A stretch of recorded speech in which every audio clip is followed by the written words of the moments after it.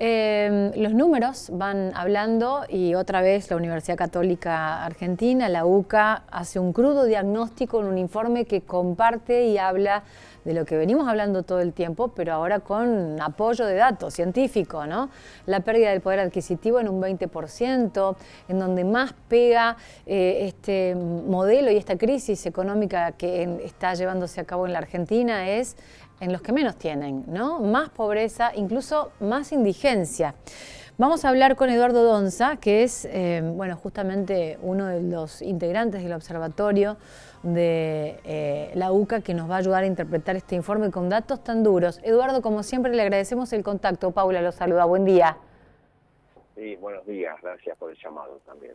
Gracias a usted por la atención y a ver cómo podemos empezar a desmenuzar los datos crudos de la realidad que siempre nos toca y nos ayuda a usted a entender cómo se mide, cómo se toman, cómo se leen y fundamentalmente cómo se atacan, si se puede, estos datos. Estamos en una situación conjuntural muy adversa, ¿no? Estamos nosotros ahora presentando datos que surgen de análisis de los datos que presentó el INDEC del primer trimestre de este año, ¿no? De la encuesta permanente de hogares, donde la población en situación de pobreza está cercana al 55%. ¿Sí? Son datos que convergen con los que habíamos estimado nosotros a partir de la encuesta propia de la UCA, ¿no? Que también es un valor muy cercano al 55%. Y digo que el incremento de la coyuntura, porque en nuestra encuesta del año pasado nos había dado, para el tercer trimestre del año pasado, un 45%. Entonces, ahí lo que se mide es el impacto del aumento de los precios, consecuencia de la devaluación de diciembre del año pasado.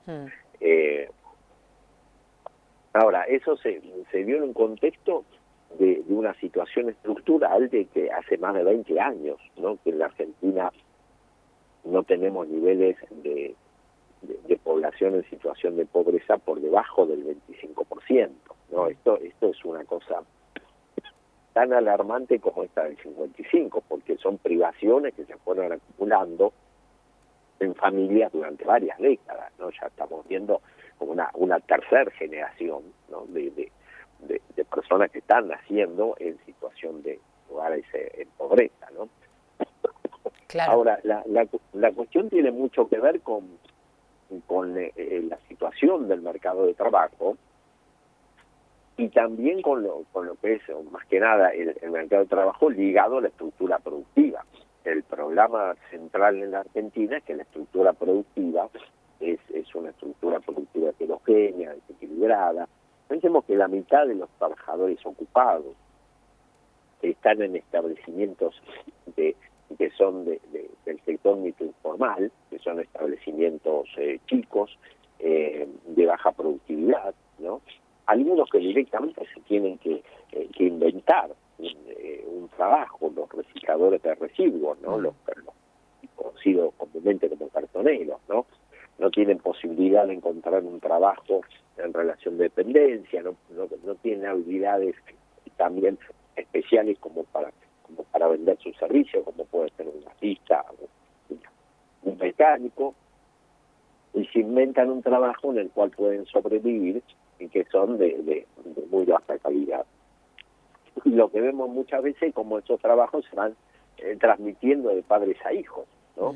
Pensemos que en algunos casos el no completar los estudios secundarios, porque está para conseguir un trabajo aceptable, ya hay que tener los estudios secundarios completos.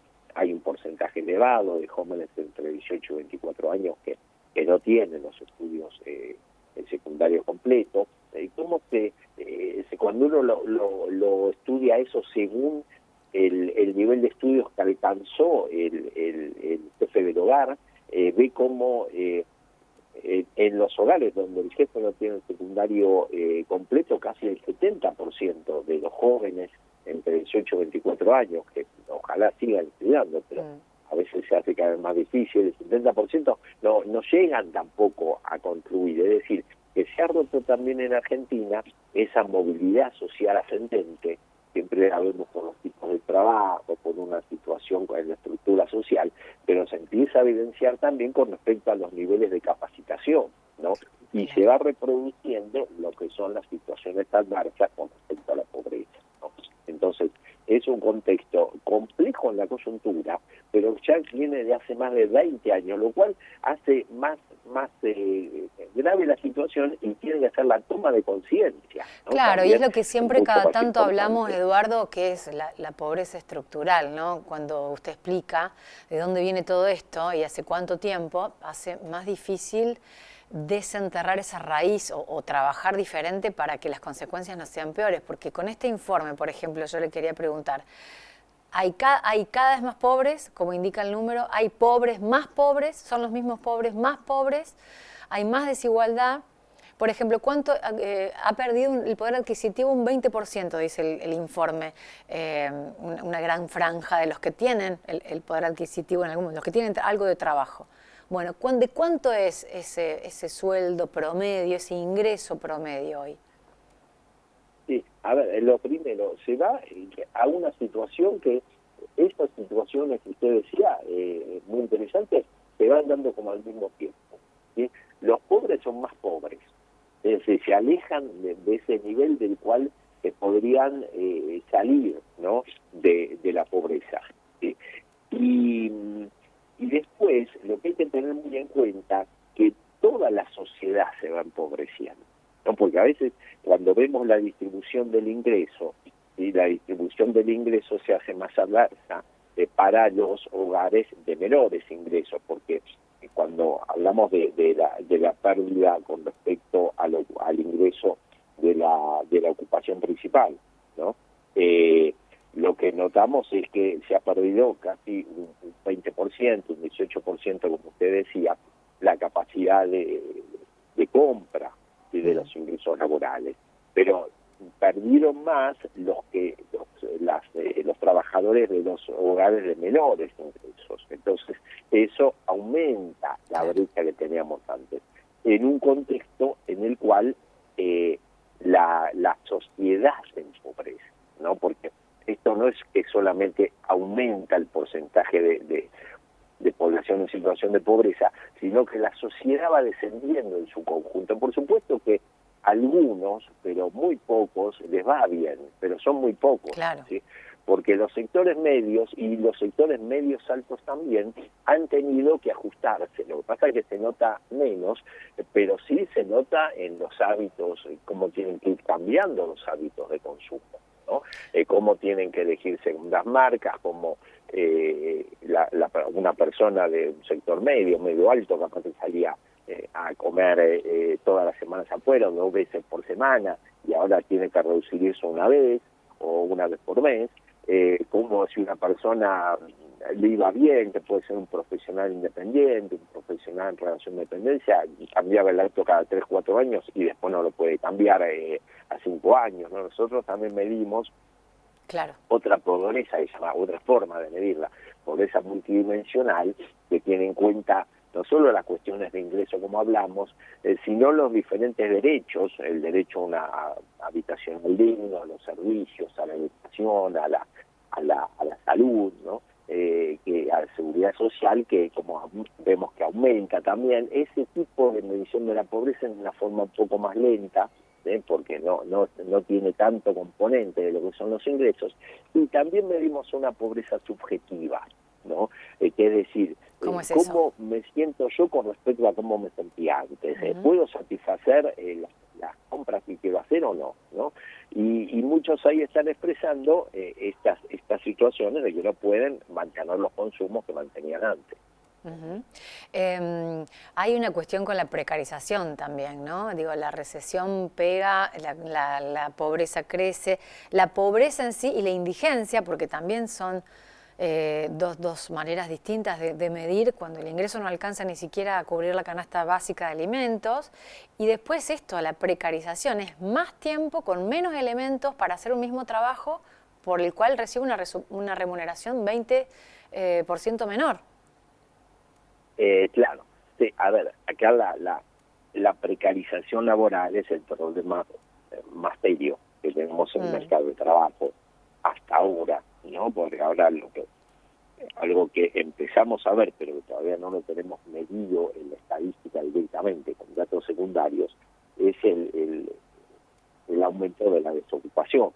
Que no sabemos todavía con qué valores, pero ya empezaron a incrementarse los índices de desocupación, ¿no? Que veníamos en un 5 o 6% y a nivel general ahora estaríamos 7 o cerca del 8%.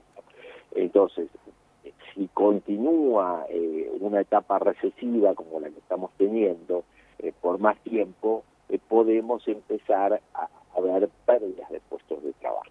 Es decir, no decir, este hogar ha pasado una situación de pobreza porque le bajó la capacidad de compra, porque aumentaron más los precios de lo que aumentaron los ingresos del trabajo, otro tipo de ingresos, sino pérdidas de puestos de trabajo y pérdidas de ingresos en la familia. Esta situación agravaría un poco y lo que estamos pensando es que puede llegar, por la desaceleración de la inflación, puede llegar una etapa en que se estabilice o que bajen estos niveles de pobreza, ¿no? Hay dos cuestiones que irían concurrentemente a que baje el nivel de pobreza, la desaceleración de los precios y una recuperación de la capacidad de compra, que siempre viene atrasada, ¿no? Ahora, si las desocupaciones son muy altas, y además lo que vimos en la última medición también del INDEC es que aumentó la desocupación de los jefes de hogar, ¿no? Entonces, en los periodos de crisis, donde hay pérdida de puestos de trabajo, cierre de empresa, la desocupación aumenta a los que son los principales sostenes económicos del hogar, que esta definición de jefe es un jefe por reconocimiento, ¿no? Claro. de los integrantes del hogar, pero coincide mucho con el de mayores ingresos, ¿no? Entonces, eso sería un dato alto. Eduardo Donza, investigador del Observatorio de la Deuda Social Argentina de la UCA, de la Universidad Católica. Muchas gracias por este contacto, como siempre. Bueno, gracias, que tengan muy buen día. Igualmente.